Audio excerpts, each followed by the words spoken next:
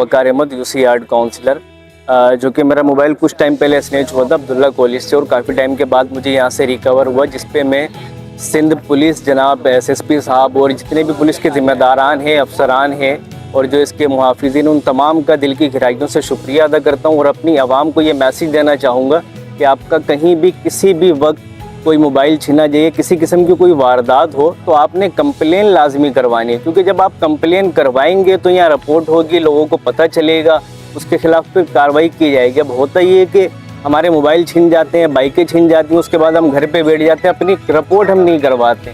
तो मेरी रिक्वेस्ट है कि आप अपनी रिपोर्ट अपनी दर्ज करवाएं, और सिंध पुलिस का एक बार फिर मैं दिल से शुक्रिया अदा करता हूँ। 2.5 महीने पहले मेरा मोबाइल चोरी हुआ और मैंने CPLC में मैंने इन्फॉर्म किया, जिस तरह से करते हैं CPLC में मैंने इन्फॉर्म करने के बाद मुझे 2.5 महीने के बाद मेरा मोबाइल रिकवर हो गया।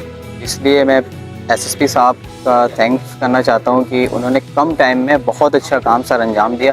SSP साहब वेस्ट का दिल की गहराइयों से शुक्रिया अदा करते हैं।